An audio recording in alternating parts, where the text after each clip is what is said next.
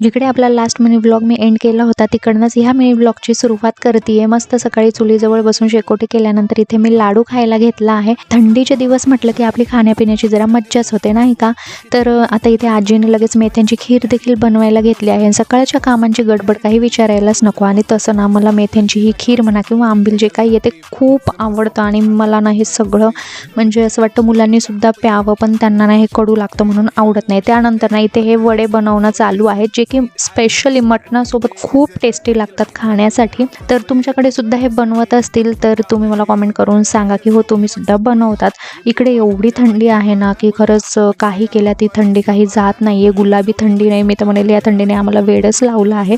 मस्त इथे मी तयारी केली माझी आणि बॉडी लोशन लावण्यासाठी घेतलंय। पहिलाच दिवस आहे आणि या थंडीने आम्ही पार गारठून गेलो आहेत। अंदाजच नव्हता की इथे एवढी थंडी असेल म्हणून। आणि आता हे असं काही मस्त इथे वडे बनवून तयार झालेले आहेत। सगळं आवरलं आणि संध्याकाळच्या वेळी आजी आणि मम्मी जाऊन मार्केटमधून असा भाजीपाला घेऊन आल्या आठवड्याचा पूर्ण, आणि तोच इथे आता निसणं चालू आहे।